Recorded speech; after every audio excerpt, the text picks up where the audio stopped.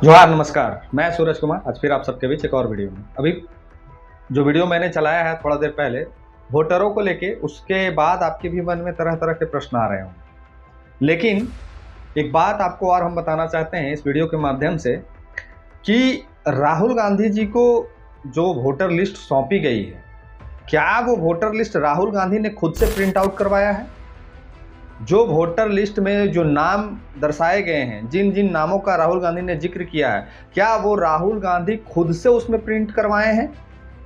ये हम सवाल इसलिए पूछ रहे हैं कि अभी सोशल मीडिया हो, चलिए सोशल मीडिया पे तो कम, अभी आप टीवी खोल लीजिएगा तो टीवी में पूरा मीडिया, पूरा जितना टीवी चैनल है, एक भी टीवी चैनल राहुल गांधी के प्रश्न को तार्किक तरीके से समझाने के लिए तैयार नहीं है। वो राहुल गांधी पे सवाल करने के लिए तैयार है। जो भी सवाल राहुल गांधी जी ने प्रश्न उठाया है, उस सवाल का कोई जवाब नहीं देना चाह रहा है। इवन मीडिया उनके ही ऊपर सवाल दाग रही है।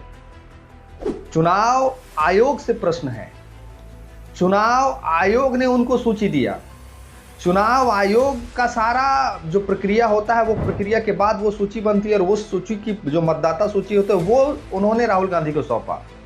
और जवाब कौन दे रहा है? प्रश्न उनका तो चुनाव आयोग से है, जवाब कौन दे रहा है? भारत की मीडिया। जवाब कौन दे रहा है? तो बीजेपी के प्रवक्ता। जवाब कौन दे रहा है? तो भारत के बीजेपी के नेता। सवाल उन्होंने बीजेपी से तो नहीं किया है। आप जो भी साथी उनके वीडियो को देखे होंगे वो हमें बताइए कि उन्होंने क्या प्रश्न बीजेपी से किया। उन्होंने सवाल चुनाव आयोग से पूछा है। अच्छा, एक बात हमको नहीं समझ में आ रहा, आप लोग भी अपनी प्रतिक्रिया कमेंट बॉक्स में लिखिएगा।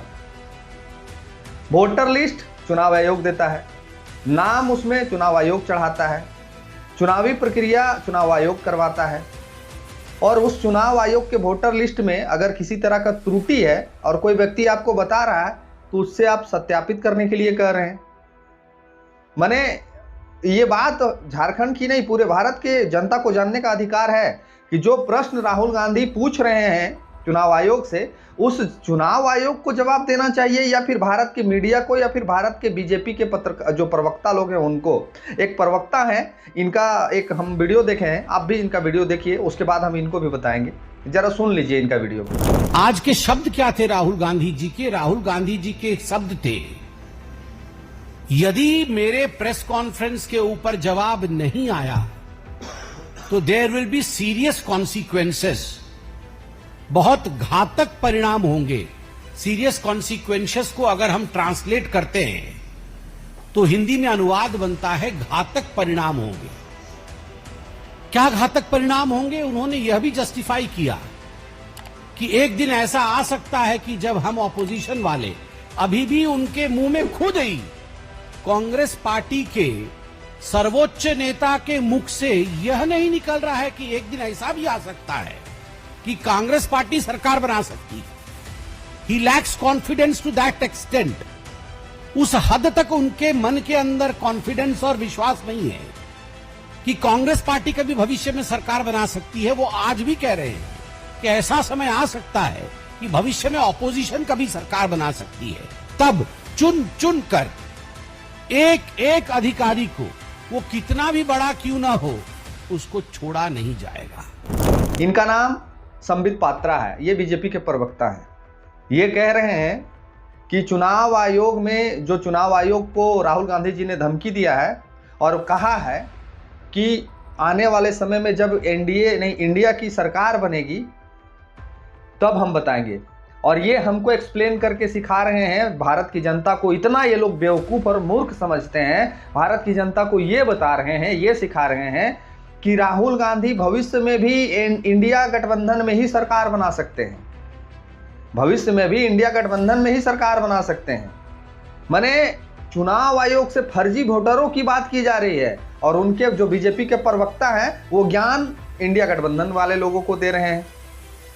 सवाल तो चुनाव आयोग से है और जवाब इनके लोग दे रहे हैं, और वो भी जवाब अलग तरीके से दे रहे हैं। मतलब A4 क्या होता है इनसे पूछा जा रहा है तो Z4 जेबरा बता रहे हैं। अरे भाई, भविष्य में इंडिया गठबंधन में कांग्रेस की सरकार बनेगी या इंडिया गठबंधन की सरकार बनेगी कि नहीं बनेगी, ये तो एक अलग विषय है। अभी तो बात फर्जी वोटरों का है, अभी तो जो बात है वो फर्जी वोटरों का है। अगर राहुल गांधी जी ने चुनाव आयोग को दिए हुए वोटर लिस्ट के बाद से वो सूची में गड़बड़ी पाई है और उस सूची की जांच करने की मांग कर रहे हैं चुनाव आयोग से, तो क्या गलत कर रहे हैं? तो क्या गलत कर रहे हैं? आप कह रहे हैं कि हम SIR करवा के वोट में जो गड़बड़ियां पाई गई हैं, वोटर लिस्ट में जो गड़बड़ियां पाई गई हैं, उनको हम छटवाना चाहते हैं। तो आपका भी तो बोल वही है, आप भी तो SIR के माध्यम से वही चीज को करवाना चाहते हैं और नेता प्रतिपक्ष भी वही चीज को करवाना चाहते हैं। तो चुनाव आयोग को यह काम करना चाहिए, जवाब चुनाव आयोग के देना चाहिए। लेकिन जवाब कौन दे रहा है? तो भारत का मीडिया और भारत के बीजेपी के प्रवक्ता।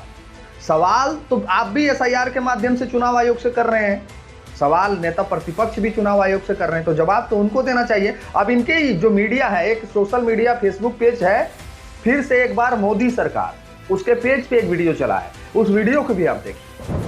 राहुल गांधी के इस प्रेस कॉन्फ्रेंस ने साबित कर दिया कि देश में SIR क्यों जरूरी है। ओवर स्मार्ट बनने के चक्कर में राहुल गांधी ने एक प्रेस कॉन्फ्रेंस करके कर्नाटक की महादेवपुरा सीट पर 1 लाख से ज्यादा फर्जी या डुप्लीकेट वोट होने का दावा किया। चलिए मान लेते हैं कि राहुल गांधी जो कह रहे हैं वो सच है, तो सवाल उठता है, कर्नाटक में इस वक्त सत्ता में कौन है? कांग्रेस। स्थानीय प्रशासन और चीफ इलेक्टोरल ऑफिसर को रिपोर्ट करने वाले स्टाफ पर कंट्रोल किसका है? कांग्रेस का। तो अगर कोई गड़बड़ी हुई भी है तो उससे फायदा किसे मिला? सीधा सा जवाब है कांग्रेस को। और यही फैक्ट राहुल गांधी के इस सस्ते PPT की कहानी को फ्लॉप बना देती है। अब देखिए, सभी पार्टियों को चुनाव से महीनों पहले मतदाता सूची मिल जाती है। कांग्रेस ने तब आपत्ति क्यों नहीं जताई? अब राहुल गांधी कह रहे हैं कि फॉर्म 6 के जरिए फर्जी वोट जुड़े। ये फॉर्म कानूनन नए या शिफ्ट हुए वोटर्स के लिए होता है और सिर्फ इसलिए शक जता रहे हैं क्योंकि कुछ 70 साल के लोगों के नाम भी इसमें जुड़े हैं। वो डुप्लीकेट वोटर्स, अधूरा पता और इनवैलिड फोटोज की बात करते हैं। अरे अक्ल के दुश्मन, इसीलिए तो चुनाव आयोग स्पेशल इंटेंसिव रिवीजन करवा रहा है ना, जिसका ये महीनों से विरोध कर रहे हैं। अब सबसे बड़ा सवाल, राहुल गांधी के पास क्या सबूत है कि ये सारे वोट बीजेपी को गए? सिर्फ पावर पॉइंट प्रेजेंटेशन बना देने से झूठ सच नहीं बन जाता। वोट चोरी का कोई सबूत है ही नहीं। असल में अगर कोई षड्यंत्र है तो वो राहुल गांधी का, जो बार बार हारने के बाद अब जनता के मन में चुनावी सिस्टम को लेकर शक भरने की कोशिश कर रहे हैं, क्योंकि जब खुद में दम नहीं होता तो दूसरों पर उंगली उठाना आसान होता है। जो फिर एक बार मोदी सरकार का जो पेज है उसमें यह बताया गया है कि चुनाव के समय में जब वोटर लिस्ट दिया जाता है तो उसका पूरा जो देख रेख होता है राज्य की सरकार करती है। इस पेज वालों को ये भी अक्ल नहीं है, इस पेज वालों को ये भी अक्ल नहीं होता है कि जब चुनाव का अनाउंसमेंट कर दिया जाता है, जब किसी भी प्रदेश में या फिर किसी भी देश में जब चुनाव की प्रक्रिया शुरू हो जाती है तो उसका पूरा देख रेख, उसके जो टोटल अधिकारी होते हैं वो सिर्फ और सिर्फ चुनाव आयोग को रिपोर्ट करते हैं। पूरा वहाँ का कानून व्यवस्था, पूरा वहाँ के अधिकारी पदाधिकारी जितने भी लोग होते हैं वो सारे लोग चुनाव आयोग को रिपोर्ट करते हैं, ना कि वहाँ की सरकार को। वहाँ की सरकार का समय काल जब खत्म हो जाता है तभी चुनाव होता है। इस फिर से जो मोदी सरकार वाले ये जो चैनल है भाई साहब, इनको ये भी अकल नहीं है और ये दूसरे को ज्ञान दे रहे हैं। अब आपको हम बताते हैं कि राहुल गांधी जी ने एक और वाक्य का जिक्र किया था। वो वाक्य था कि किसी एक मकान में लगभग 70 से 80 लोग रहते हैं। किसी एक मकान में 70 से 80 लोग रहते हैं। भारत में एक और मीडिया है जिसका हम धन्यवाद भी करेंगे, जिन्होंने सच्चाई आप सबके बीच और हम सब के बीच लाने का प्रयास किया। उन्होंने जिस कमरे का जिक्र किया था, कमरा नंबर 35 का जो जिक्र किया था राहुल गांधी जी ने कि इस कमरे में लगभग 70 से 80 लोग रहते हैं, उस कमरे के पास इंडिया टुडे के पत्रकार जब पहुंचे और वो पत्रकार जब जांच की तो सुन के सन्न हो जाइएगा। उस पत्रकार की रिपोर्ट को देखने के बाद आपका भी दिमाग सन्न रह जाएगा। तो हम कहेंगे कि पहले उनके इस वीडियो को आप देखिए। आपका वोटर लिस्ट में नाम है यहाँ पे बेंगलुरु में? नहीं, आपका नाम भी नहीं है। इसमें कोई आपका रिलेटिव है, कोई है क्या? देखो, नहीं सर, कोई नहीं है। आप यहाँ पे भाड़े में रहते हो? हाँ, रेंट। किसका घर है ये? उस सर का नाम जयराम रेड्डी। जयराम रेड्डी कौन है वो? किस पार्टी का? वो तो पता नहीं सर। हम इधर काम करने आया, इधर रेंट में रहता हूँ। आपका वोटर लिस्ट का नाम है बेंगलुरु में? कहाँ का हो? मेरा वेस्ट बंगाल। वेस्ट बंगाल का वोटर लिस्ट का नाम है आपका? हाँ। मगर आपका घर के एड्रेस में 80 वोटर्स है। 80 और यही है ना आपका घर? 35 नंबर। हाँ। ये घर है ना? मैं इधर 1 महीना आया सर। हाँ। इधर मैं 1 महीना आया, ठीक है। हाँ। मैं ज्यादा दिन कौन था, कुछ पता था? वो ओनर सर ही बता सकते। अब हमें आप ये बताइए कि जिस कमरे में राहुल गांधी जी ने जिक्र किया कि 70 से 80 लोग का वो वोटर लिस्ट में नाम है, उसे कमरे का जिक्र है, उस कमरे में पत्रकार ने ये स्पष्ट कर दिया कि उस कमरे में कोई एक व्यक्ति रह रहा है जो व्यक्ति का संबंध बंगाल से है, उसका वहाँ के वोटर लिस्ट में भी नाम नहीं है। वो व्यक्ति के वो जो 80 लोग हैं उससे उनका कोई दूर दूर तक संबंध नहीं है। समझिएगा कितना कितना बड़ा षड्यंत्र रचा जा रहा है कि उस व्यक्ति का, उस परिवार का, उस 80 लोगों से दूर दूर तक कोई संबंध नहीं है।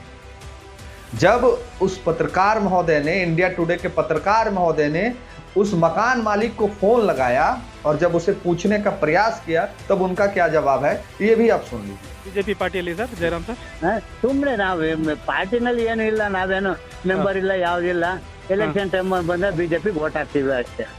ಹೌದಾ? ಇಲ್ಲ ಇಲ್ಲ, ನೀವು ಪಾರ್ಟಿ ವರ್ಕರ ಹೆಂಗೆ ಏನು ಕಥೆ? ಇಲ್ಲ ಇಲ್ಲ ಇಲ್ಲ, ಅದೇನು ಇಲ್ಲ. Okay okay. ನೀವು ಯಾವ ಪಾರ್ಟಿ ಜೊತೆ ಅಸೋಸಿಯೇಟ್ ಆಗಿಲ್ವಾ? ಇಲ್ಲ ಇಲ್ಲ ಇಲ್ಲ. अब सवाल क्यों ना खड़ा करे चुनाव आयोग पर, और अगर चुनाव आयोग को अंधेरे में रखा गया है तो ऐसे ऐसे लोगों पे एफआईआर क्यों ना किया जाए। अगर चुनाव आयोग को जानकारी नहीं सौंपी जा रही है, अगर चुनाव आयोग को संज्ञान में नहीं डाला जा रहा है, तो ऐसे फर्जीवाड़े को जो अंजाम तक पहुंचाने वाले लोग हैं उनको क्यों ना क्या बोलते हैं उसको क्यों ना एक आरोप के कटघरे में खड़ा किया जाए। ये बहुत बड़ा सवाल है और इस सवाल का जवाब पूरे भारतवर्ष के लोग मांग रहे हैं चुनाव आयोग से। पत्रकार, मीडिया और टीवी चैनल, अभी के समय में जब आप न्यूज़ चैनल खोल दीजिएगा, अभी आपके घर में अगर टीवी है और आप किसी भी न्यूज़ चैनल को चला दीजिए, वो सारे न्यूज़ चैनल में आपको ये देखने को मिलेगा कि राहुल गांधी बिल्कुल गलत है, राहुल गांधी के पास दिमाग नहीं है, राहुल गांधी के पास कोई ज्ञान नहीं है। ये पूरा न्यूज़ चैनल अभी जितना है, आप जितना पत्रकार का नाम ले लीजिए, आज तक, जी न्यूज़, फलना ढकना, जितना सारे मीडिया चैनल जो टीवी में चल रहे हैं, वो सारे मीडिया चैनल में सिर्फ और सिर्फ यही चल रहा है। तो भारत की जनता को तो दिग्भ्रमित करने में बहुत बड़ा योगदान हमारे टीवी चैनलों का है।